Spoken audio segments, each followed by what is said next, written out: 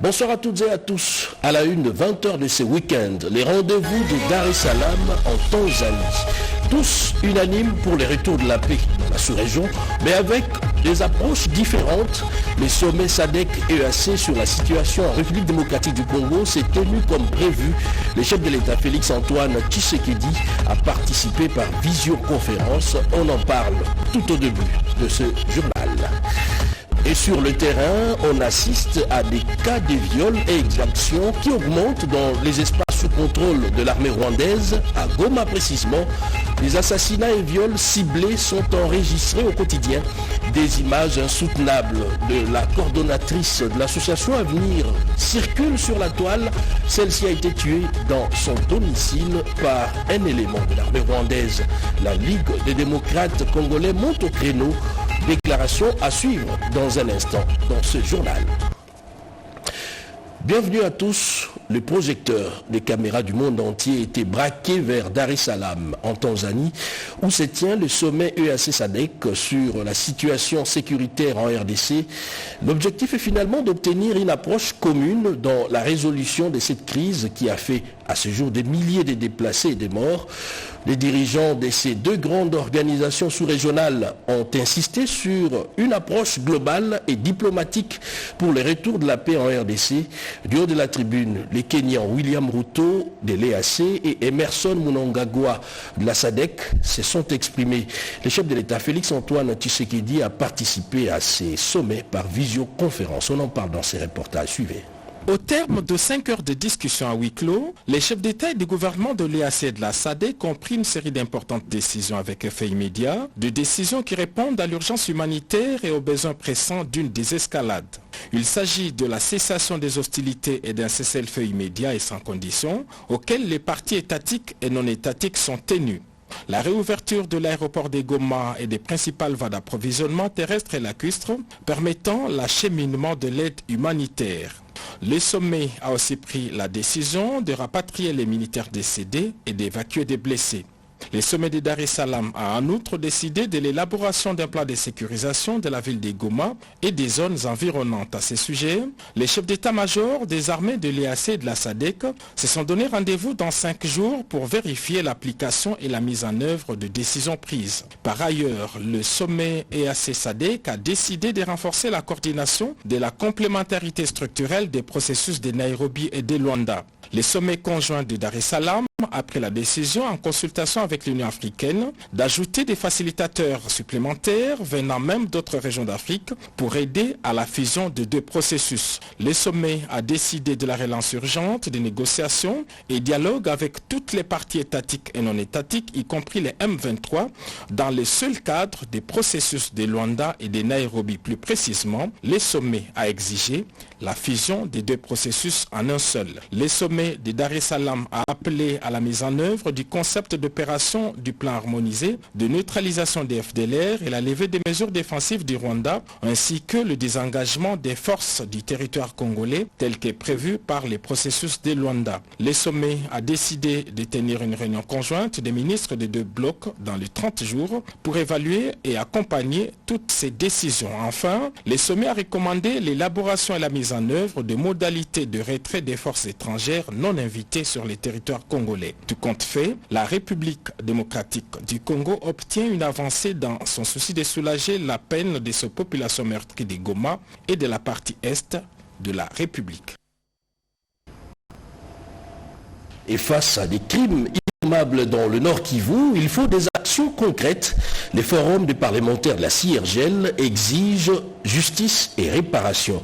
Joséphine Luyondo et Fifi Mukundi ont signé ces reportages. Suivez. Face à l'escalade de l'instabilité dans l'est de la République démocratique du Congo, le Forum des parlements de pays membres de la conférence internationale sur la région du Grand Lac exprime sa profonde préoccupation en ces termes. En tant que forum, nous condamnons avec la plus grande fermeté les affrontements entre les parties en conflit qui ont eu des conséquences très graves sur les milliers de civils, mesurés par le nombre élevé de morts et de blessés. Il convient d'affirmer d'emblée que le FPC-IRGL soutient fermement le peuple congolais et se tient à ses côtés dans sa quête légitime pour une paix et une stabilité durable à travers le territoire national. Outre les condamnations, le forum préconise les actions de terrain. The Plenary Assembly decided to deploy a parliamentary fact-finding mission.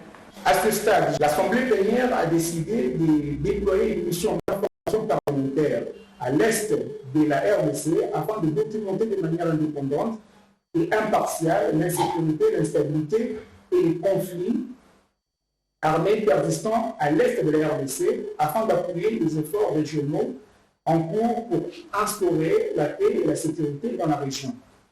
Je tiens à préciser que la dite mission d'information parlementaire est en cours et qu'il ne reste que quelques étapes à franchir pour achever sa mise en œuvre d'ici mars 2025. Nous appelons toutes les parties prenantes à travailler collectivement et à collaborer mutuellement pour mettre fin à la violence et promouvoir une paix durable en République démocratique du Congo. Pour le FPCIRGL, les processus de paix de Nairobi et la feuille de route de Luanda restent les cadres essentiels pour le dialogue. Les diplomates congolais en chœur appellent à des sanctions contre le Rwanda. Ils ont fait un message commun. La lecture ici avec Joseph Oscar Mbalkaïji. Ce message de soutien de membres du corps des diplomates de la République démocratique du Congo qui porte la signature de leur porte-parole, l'ambassadeur François Balumwene Nkuna. Nous, ambassadeurs extraordinaires et plénipotentiaires de la République démocratique du Congo, accrédités auprès de plusieurs puissances étrangères, ambassadeurs de la République, sommes profondément soucieux de la situation gravissime d'insécurité générale dans la partie orientale de notre pays, causée par l'agression injustifiée du Rwanda depuis plus de 30 ans.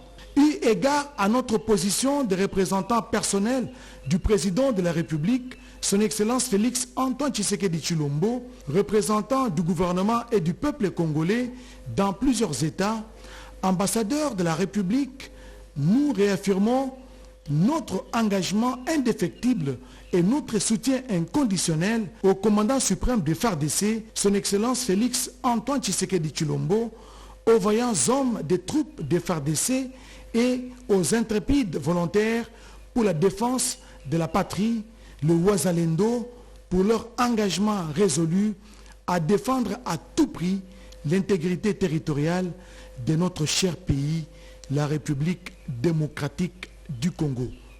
C'est signé ambassadeur François Balumwene Nkuna. Des colères à gagner chaque Congolais, quel que soit le coin du globe. À Doha, au Qatar, par exemple, les Congolais résidant sur place ont manifesté leur indignation face à la présence de l'armée rwandaise dans une partie du Nord Kivu. Suivez. La communauté congolaise de Doha, capitale du Qatar, se range derrière les forces armées de la République démocratique du Congo et le chef de l'État Félix Antoine Tshisekedi Tshilombo pour apporter son soutien face à l'agression rwandaise dont est victime la République démocratique du Congo dans sa partie Est. L'ambassadeur de la RDC au Qatar, Valérie Kabeya, a mobilisé tous les partenaires pour faire entendre la voix de la RDC. Elle les a invités à un lobbying pour sanctionner l'agresseur, le Rwanda et ses supplétifs du M23. Alors le Qatar a une particularité. Quand vous regardez l'histoire de ce pays, quand vous regardez les 10 dernières années, l'impact que ce pays a eu dans le monde, le Qatar est différent dans son approche et ils ont un sens de valeur qu'ils portent très haut et qu'ils continuent à porter de manière très diplomate et très pacifique, je dirais. Des appels lancés à plusieurs reprises et dans différentes manifestations, dont celle commémorant le 64e anniversaire de l'indépendance de la RDC devant une assistance hétérogène constituée des Congolais et de leurs amis et frères qataris. C'était hier, le Conseil de droits de l'homme des Nations Unies a opté pour une enquête internationale dans la partie Est de la République démocratique du Congo.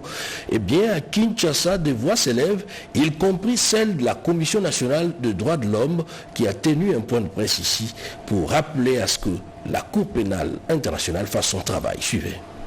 Appel à témoins lancé par le procureur de la Cour pénale internationale à mi-parcours dans le dossier sur les crimes commis en RDC. Ce samedi 8 février 2025, à l'hôtel Hilton dans la commune de la Gombe, la société civile a échangé avec les organisations non gouvernementales des droits de l'homme et la presse sur la situation qui prévaut dans la partie est du pays, présentement à Goma, avec l'agression rwandaise et ses supplétifs du M23. Dans sa prise de parole, le professeur Taylor Lubanga, chargé de mission du chef de l'État, Félix Antoine Tshisekedi Tshilombo, et le point focal de la Cour pénale internationale en RDC, a au cours de la conférence lancé un message de compassion aux compatriotes de l'Est, victimes des atrocités causées par cette guerre injuste imposée par le Rwanda. Par la même occasion, le professeur Taylor Lubanga remercie les États membres et non membres du Conseil des droits de l'homme pour la solidarité exprimée à la RDC et le soutien accordé en vue du rétablissement total de la paix dans la partie Est, mais aussi de la pacification de toute la région des Grands Lacs. Nous leur demandons de tenir et de tenir encore, que ça va changer.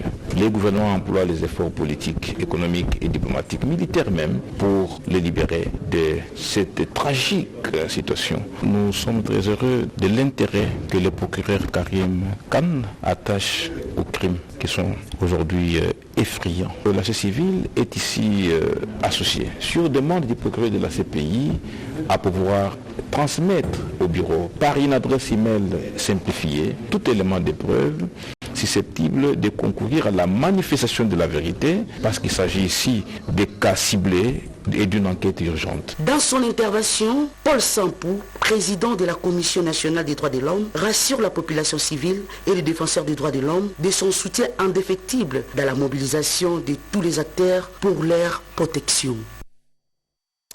Ces tableaux sombres et ces décors dramatiques dans la partie est du pays suscitent bien de réactions des acteurs politiques, mais aussi de la société civile.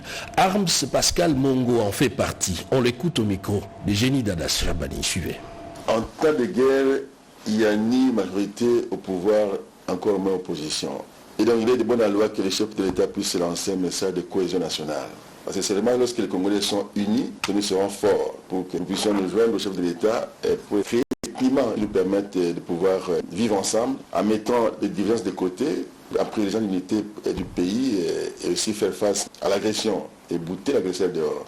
Nous sommes parlementaires, nous avons été saisis par les chefs de l'État, nous avons fait des propositions dont la première est réservée au chef de l'État. Nous pensons que ce problème peut être résolu sur les 3 fronts. Front militaire, ça c'est évident, parce que nous devons, l'armée doit défendre le pays contre toute agression.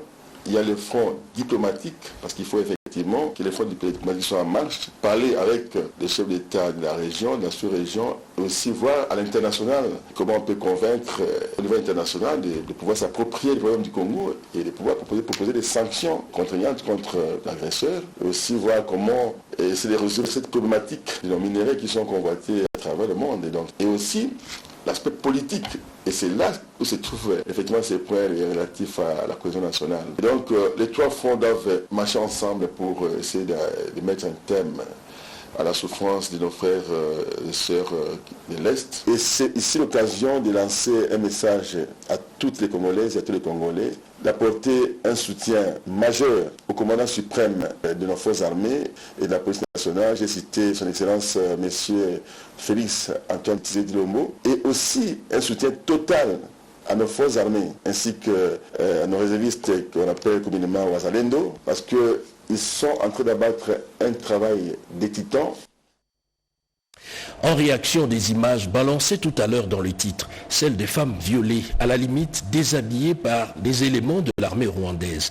Le tout dernier forfait, c'est l'assassinat et les viols de la coordonnatrice de l'association Avenir sur place à Goma. La Ligue des démocrates congolais condamne cet acte ainsi que d'autres du même genre. On en parle avec Betty Amani. Suivez. La situation sécuritaire dans l'est de la RDC ne laisse indifférent. Tout Congolais est pris d'esprit patriotique. En soutien au président de la République, Félix Antoine Tshisekedi Tshilombo, au FRDC, la Ligue des démocrates congolais, dont l'autorité morale, Angèle Makombo Ntumba, est montée au créneau pour condamner l'invasion du Rwanda et les actes d'atrocité et de violence, ainsi que d'autres barbaries, dont sont victimes les femmes, les enfants et la population de Goma en cette période difficile. Elle appelle la communauté internationale d'infliger des sanctions contre le Rwanda et ses supplétifs du M23. Nous, la Ligue des démocrates congolais, lançons un appel pressant à l'unité de tous les Congolais où ils se trouvent afin d'une part de barrer la route à la manipulation et d'autre part de résister à toute tentative d'occupation et de balkanisation de notre pays. Félicitons et encourageons nos forces armées et nos patriotes Wazalendo pour leur engagement et leur détermination à défendre la patrie. Condamnons avec fermeté cette énième agression du Rwanda et ses supplétifs du M23 qui sème panique et désolation au sein de la population congolaise et exigeons de ces derniers de quitter sans délai les territoires congolais. Exigeons le retrait immédiat de toutes les forces négatives opérant en République démocratique du Congo avec le soutien de la communauté internationale au risque de voir cette guerre exportée vers les pays impliqués. Exigeons que soit suspendue toute aide matérielle et financière et que soit imposé sans délai un embargo sur les armes de guerre destinées au Rwanda. Pour vaincre ces combats, lutter contre la balkanisation, l'unité et la cohésion nationale s'avèrent très indispensables. Les dons bénévoles de sang aux victimes de la guerre dans la partie est du pays se poursuit. Pour ce week-end, c'était le tour du réseau des femmes mandataires des entreprises publiques. Yolande Voka était sur place. Une particularité, c'est qu'il s'agit de femmes réunies au sein du réseau de femmes mandataires qui font montre de leur attachement patriotique. Donner de son sang pour les victimes innocentes, c'est transcender les clivages pour consacrer l'esprit nation, et les réseaux de femmes mandataires a accompli ses devoirs du don bénévole du sang aux victimes injustes de la barbarie rwandaise et à nos FARDC. Christelle Mwabilou, secrétaire générale de ces réseaux, en donne le sens. Nous venons apporter notre soutien à notre manière et c'est la raison pour laquelle nous nous retrouvons ici cet après-midi.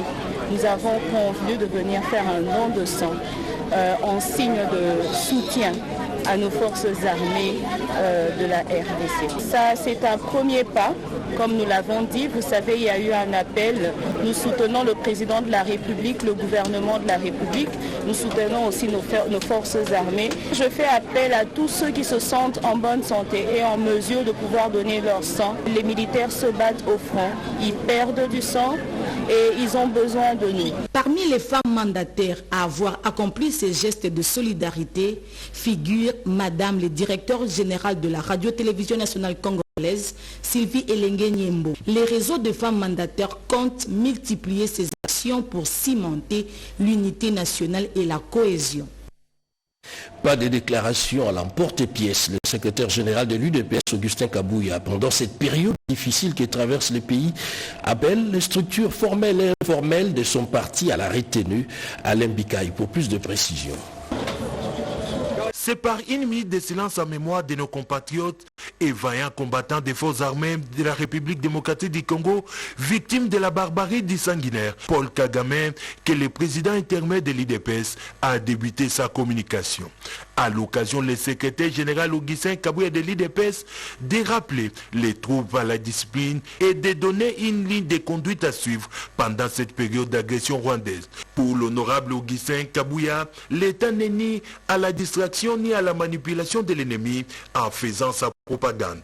Nous devons former un bloc derrière les chefs de l'État pour barrer la route au plan de balkanisation de notre pays, a-t-il insisté. Il était aussi question pour lui d'inviter la base de son parti à une vigilance maximale et à la collaboration avec les services de sécurité en dénonçant sagement toute présence et tout mouvement suspect dans leurs milieux respectifs. La discipline et le respect des consignes de l'État doivent être démises et s'abstenir à se livrer à la justice populaire et surtout éviter de se faire passer pour un expert dans un secteur qui ne maîtrise pas. Les réseaux sociaux ne sont pas un cadre approprié pour mettre les informations sécuritaires et celles concernant notre armée. Réfléchissons tous ensemble. Aujourd'hui, par exemple, que au Moni font mouvement place Songolo Pakala. Il est inconcevable que tu reçois un appel de dénonciation et de publier ça dans les réseaux sociaux. Avec cette attitude, on va aider nos services de sécurité. est-ce que réellement vous avez aidé l'État congolais? De ces faits, Augustin Kabouya a réitéré son appel à la jeunesse comme il avait fait à Lubumbashi en 2022 en appelant la jeunesse congolaise à s'enrôler massivement dans l'armée pour défendre la patrie. L'élite jeune à l'écoute d'un discours patriotique. Le haut représentant du chef de l'État, Tony Kankou, était en face des étudiants de Kinshasa pour prêcher le patriotisme durant cette période délicate que traverse le pays. Marie-Louise Mbela pour les détails. Chaque action de l'ennemi galvanise un peu plus les Congolais autour d'un idéal commun, celui de la défense de la patrie. Derrière les garants des institutions de la République, Félix Antoine Tshisekedi, les étudiants des établissements de l'enseignement supérieur et universitaire ont été conquis par les discours empreints de patriotisme du haut représentant du chef de l'État, Tony Kankou. Ce dernier a appelé l'élite jeune à la vigilance en ces temps de crise, à ne jamais prêter les flancs à la manipulation opératoire de l'agresseur rwandais qui du reste a atteint ses limites. Pour Tony Kankou, il est impérieux de renforcer l'éducation à la citoyenneté pour inculquer les valeurs patriotiques dans les mentales des plus jeunes et étudiants congolais. Cette guerre, c'est encore une guerre de trop qui veut nous ramener encore des années en arrière avec des histoires inutiles, des dialogues, des trucs impossibles. Nous savons très bien ce que les gens recherchent et ce n'est pas le bien de notre pays. Il faudrait qu'on garde à l'esprit cet esprit d'unité et c'est ça qui va nous permettre de marcher ensemble vers le développement du pays. Avec une attention soutenue, ces étudiants ont intériorisé les lignes maîtresses de la nouvelle approche patriotique. Nous sommes rendus compte qu'aujourd'hui, l'étudiant congolais, les jeunes congolais sont beaucoup plus manipulés, influencés par les forces négatives qui combattent nos filles. Alors nous, la représentation des étudiants du Congo, nous nous portons garant de pouvoir faire une campagne d'éveil patriotique, pour pouvoir ramener dans le chef de ces étudiants-là, de cette jeunesse-là, l'amour de la patrie. Nous n'avons que ce pays, Kankou, a été très heureux, très ravi de recevoir le projet et nous a promis un accompagnement de sa part et surtout un accompagnement de son Excellence, Monsieur le Président de la République, Félix Antoine Tshisekedi Tshilombo. Nous, la représentation des étudiants du Congo, nous condamnons fermement cette agression barbare et injuste qui nous a été imposée par le Rwanda via le M23. Soucieux d'apporter leur contribution pour mettre fin à la guerre d'agression rwandaise qui sévit dans l'est de la RDC, la représentation des étudiants du Congo REC, qui regroupe les étudiants de toutes les universités et institutions d'enseignement supérieur, a sollicité auprès du haut représentant Tony Kankou une rencontre avec le président de la République pour des sorties de crise. Surge contre l'agression rwandaise à l'occupant. En même temps, elle appelle à la cohésion nationale. Guilain Kabalundi nous en dit un peu plus dans ses reportages. Suivez. Une minute de silence observée en mémoire de nos compatriotes massacrés à Goma par les troupes rwandaises et leurs supplétifs. Réunis à Kinshasa le jeudi 6 février 2025, l'intercommunautaire du Nord Kivu, une association qui regroupe à Kinshasa les représentants de toutes les ethnies de la province du Nord Kivu, a dans une déclaration déploré et condamné fermement les massacres de populations civiles dans la ville de Goma par l'armée rwandaise et ses alliés. L'intercommunauté du Nord Kivu à Kinshasa déplore et condamne fermement les massacres de populations civiles, les viols des femmes et des enfants, les affrontements en pleine ville, les bombardements de la prison de Munzenze, des hôpitaux et des maisons d'habitation, la coupure d'eau et d'électricité dans la ville de Goma et environ par l'AFC Bar M23 et l'armée rwandaise ainsi que de ses alliés. Au point 6 de son communiqué, l'intercommunautaire rejette les prétextes fallacieux de l'ennemi qui agirait pour protéger des communautés congolaises qui seraient maltraitées. L'intercommunautaire exhorte tous les Congolais à sauvegarder la concorde et la cohésion nationale pour éviter de tomber dans le piège de l'ennemi en stigmatisant les populations du Kivu en général et le peuple du Nord Kivu en particulier sur la base de leur appartenance ethnique, linguistique et morphologique. Sur cette question très précise, les représentants des communautés font remarquer qu'ils n'ont jamais demandé à un pays étranger d'intervenir en RDC pour une soi-disant protection. C'est un argument fallacieux Parce qu'il faut noter que toutes les communautés sont minoritaires. Et aucune des communautés a invité un autre pays pour venir la protéger.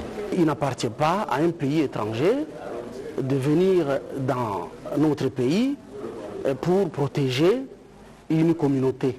Composé des Nandé, Hutu, Hunde, Nyanga, Tembo, Kumu, Tutsi, Bakano, Bambouti, Baavi et d'autres ethnies, l'intercommunautaire du Nord Kivu réaffirme son soutien aux institutions légitimes, au gouvernement et au chef de l'État pour les efforts pour la préservation de l'intégrité territoriale de la République démocratique du Congo. Dans la même logique ou presque, de professeurs d'université membres du corps de l'élite scientifique de l'UDPS se disent prêts à accompagner les forces armées de la République démocratique du Congo. Ils ont été reçus par le vice-premier ministre, ministre de la Défense, Guy Kabombo Mwadiavita, à l'Emikaï. Ces enseignants des universités membres du corps de l'élite scientifique de l'IDPS, conduits par les coordonnateurs national, Dr Soft Mukuna, sont venus répondre à l'appel du commandant suprême des FARDC, Félix Antoine Tshisekedi Tshilombo, et du vice-premier ministre de la Défense nationale. Comme sous d'autres cieux, ces professeurs sont disposés à accompagner les forces armées de la République démocratique du Congo et le président de la République pour bouter les envahisseurs hors de notre territoire et mettre fin à l'insécurité qui sévit dans la partie orientale du pays. Pour Guy Kabombo Mwadiavita, les chefs de l'État Félix Antoine Tshisekedi Tshilombo et le gouvernement de la République comptent sur l'apport de la communauté universitaire pour faire face à cette situation.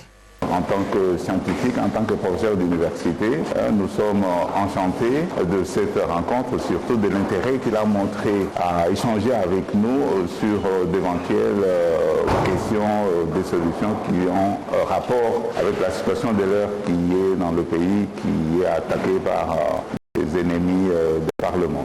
Les chercheurs, nous nous posons souvent des questions. On reçoit des bourses par-ci par-là pour aller étudier à l'extérieur et pour venir apporter des solutions à notre pays. Mais malheureusement, nous constatons que nous ne sommes jamais consultés. Et aujourd'hui, c'est une marque de confiance, de considération que le vice-premier ministre, ministre de la Défense, a fait aux chercheurs du pays pour pouvoir l'aider, pourquoi pas l'accompagner, pour trouver des solutions à tous les problèmes qui sévissent aujourd'hui dans notre pays. C'est qu'à travers le monde, lorsque des grandes catastrophes se sont présentées dans les différents pays, ce sont les solutions locales qui ont été trouvées. Chercher les solutions aux problèmes de la société congolaise reste le leitmotiv du corps de l'élite scientifique de l'IDPS.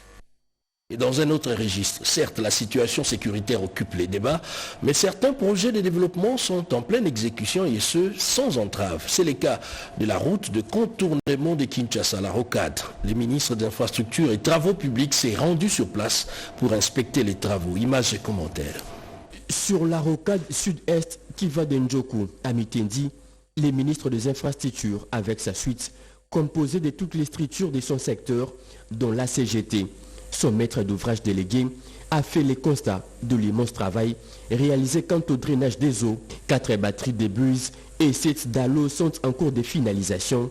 S'agissant du travail sur la chaussée, il bute à l'occupation du tracé par des propriétés expropriées. Sur la rocade sud-ouest qui va de Mitendi Bralima à Mboudi, les tronçons qui longent la cité Millennium a reçu sa couche de base en cocassé. Par endroits, les caniveaux sont peu à peu couverts des dalles. À la base vide de Crekwitz, la centrale à béton tourne à plein régime et celle d'Enrobé est en cours d'installation. 1 kilomètre plus bas, une stabilisation des talus a été pratiquée, des bordures ancrées dans la couche des fondations et des trottoirs aménagés. Ici, il ne manque que la couche des roulements. Alexis Guizarro, après une pensée envers les populations du Nord et Sud Kivu qui font face aux affres de guerre, salue les avancées de cet autre front, celui du développement. L'objectif que nous poursuivons, c'est de voir d'abord la qualité des ouvrages. Donc nous devons nous assurer que les ouvrages qui sont réalisés sont faits de là. Vous êtes ici sur un site où vous voyez que des ouvrages ont été réalisés, les assainissements ont été faits pour nous assurer que les eaux sont évacuées correctement. La principale contrainte pour le bouclage de ces projets à la fin de 2026 reste la réalisation des expropriations afin de trouver l'emprise nécessaire. Une large commission d'expropriation travaille justement à cette tâche. Elle est composée des experts du ministère des Travaux publics, Urbanisme et Habitat, Aménagement du territoire et Affaires foncières, sous la présidence du secrétariat général aux ITP. Indaba Mining, la RDC a répondu présente par les billets de l'Agence nationale de promotion des investissements en API qui a présenté les opportunités qu'offre le pays dans le secteur minier. Yvette Makuntima. La République démocratique du Congo offre des opportunités d'investissement élargies aux investisseurs et banquiers dans les secteurs. Entre rendez-vous importants avec des investisseurs, réunions diverses, participation au DRC Breakfast et interviews accordées à la presse, la directrice générale de l'Agence nationale pour la promotion des investissements ANAPI, Rachel Ponguluamba, a fait une brève description de sa patrie avant de présenter la vision du gouvernement de la République, celle de faire de la RDC un espace harmonieux pour les investissements, une vision du chef de l'État, Félix Antoine Tshisekedi Tshilombo. La RDC possède un sous-sol riche, on y dénombre environ 1100 minerais, ce qui lui permet de dire qu'elle peut avoir une économie décarbonée et une économie, une industrie verte. Attraction des investisseurs, promotion des opportunités rime avec un climat des affaires sain, une sécurité juridique et judiciaire. L'État congolais s'est lancé dans des réformes législatives, réglementaires, pour sécuriser les investisseurs au travers d'un arsenal juridique qui part déjà de la Constitution en passant par le Code des investissements et le Code minier et tant d'autres. La 31e édition d'Indaba Mining, tenue à Cape Town en Afrique du Sud, a permis à l'ANAPI de mettre en exergue les efforts consentis et qui ont attiré l'attention des agences de notation internationale telles que Moody's et Standard & Poor's, ainsi que les institutions de Bretton Woods. Deux projets de développement. Les premiers, les projets d'appui au développement de chaînes de valeur agricoles dans 6 provinces, et les seconds, les projets d'urgence des productions alimentaires. Les moments étaient à l'évaluation, mais aussi à la validation des actions pour 2025. Images et commentaires. Les PTBA 2025, plan de travail et budget annuel des projets dont les PADCA 6P, projet d'appui au développement de chaînes de valeur agricoles dans 6 provinces, et PURPA, projet d'urgence des productions alimentaires validé à ce jour, moyennant quelques recommandations et estimé à hauteur de 12 millions de dollars américains pour chaque projet et cible dans la pratique des milliers de ménages dans 17 provinces de la République démocratique du Congo. Eh bien, ces deux projets sont financés par la Banque africaine de développement. José Ilanga est secrétaire général à l'agriculture et président du comité de pilotage de ces projets. Tout projet dispose d'un plan de travail et d'un budget approuvé par le comité de pilotage qui constitue la boussole qui guide l'exécution du projet. Nous ne pouvons pas terminer notre propos sans rendre hommage à son Excellence, Monsieur le Président de la République démocratique du Congo, qui ne ménage aucun effort pour assurer le développement de notre pays. Nous ne pouvons pas passer sous silence des appuis de la Banque africaine de développement pour le développement socio-économique de notre pays. C'est dans cet esprit de remerciement et de reconnaissance que je déclare ouvert cet atelier qui porte sur la validation du PTBA 2025. De son côté, Christophe Arthur Mampouya, coordonnateur des projets PADCA 6P et PURPA, explique le travail du comité de pilotage en cette année. La procédure du décaissement perturbe souvent l'exécution du plan de travail, d'où la nécessité pour le gouvernement congolais de tenir compte des réalités des terrains et des saisons pendant la négociation des marchés avec les bailleurs de fonds. Et ces communiqués du département des opérations de l'état-major général des forces armées de la République démocratique du Congo, eh bien, les chefs d'état-major forces terrestres, le général-major Ndaiwel Okura Christian, portent à la connaissance de tous les militaires en situation irrégulière présents dans la garnison de Kinshasa de se présenter à l'état-major forces terrestres. C'est lundi 10 février 2025 à 8h30 pour une présentation. La présence de chacun est obligatoire. Communiqué signé Christian, général-major chez terrestre. Et voilà, c'est la fin de ce journal 20h de ces week-ends, réalisé par Papinguinama et Chimendondo, à la prise des sons Gédéon Kola et la partie technique assurée par Sylvain Kalonji Panou, à la rédaction Yvette Makuntima, la réalisation Chimène Dondo. Nous vous disons merci et vous étiez nombreux à suivre ce journal depuis la ville de Goma dans le Nord Kivu. Merci à vous, excellent sur les programmes sur nos antennes et bon week-end chez vous. Bonsoir.